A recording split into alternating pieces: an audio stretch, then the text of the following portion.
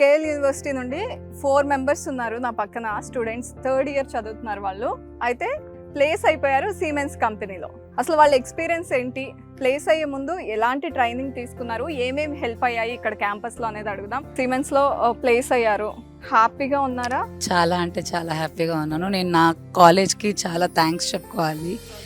నా ఈ కంపెనీకి రిక్రూట్ అయ్యే జర్నీలో నా కాలేజ్ నాకు చాలా హెల్ప్ చేసింది. యాక్చువల్గా నేను ఈసీ కాబట్టి క్వాలిటీ అష్యూరెన్స్ రోల్ ఇచ్చారు. సో అక్కడ ఆటోమేటిక్గా అక్కడికి వెళ్ళేటప్పుడు అందరూ టెన్స్డ్గా ఫీల్ అవుతారు. కానీ ఆల్ థ్యాంక్స్ టు ఫ్యాకల్టీ చాలా సపోర్ట్ చేశారు. అంటే ముందుగా గైడెన్స్ ఇచ్చారు ఏం ప్రిపేర్ అవ్వాలి అంతా. సో అలాగే మేము అక్కడికి వెళ్ళగానే రౌండ్స్ ఉన్నాయి, దాంతో కంప్లీట్ చేసాం.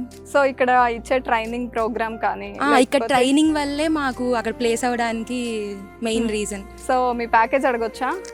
Yes ma'am, like 20 LPA post confirmation. Okay, as a fresher అంటే ఇలాంటి ఒక మంచి ప్యాకేజ్తో ఇంత తొందరగా 3rd ఇయర్లోనే జాబ్ క్రాక్ చేశారు. సో ఫీలింగ్ ఏంటి?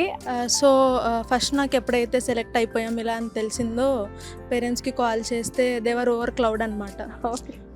Like first they didn't believe. నిజమేనా చెప్తుంది, they are in dream, is it dream or what?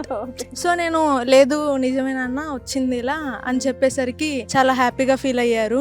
KL university prefer చేయడానికి రీజన్ ఏంటి అంటే మనకి మొత్తం మన వరల్డ్ క్లాస్ ఇన్ఫ్రాస్ట్రక్చర్ కానీ మనకి అన్ని NIRF ర్యాంకింగ్ పరంగా ఓవరాల్ మన ఫ్యాకల్టీస్ కానీ ఓన్లీ తెలుగు స్టేట్స్ కాకుండా మిగతా మన నార్త్లో ఉన్న కానీ మనకి మంచిగా ఏదైతే అనిపించిందో ఇక్కడ, అందుకే మేము కాలేజ్ జాయిన్ అయ్యాము. Okay, very nice and all the best అందరికీ కూడా.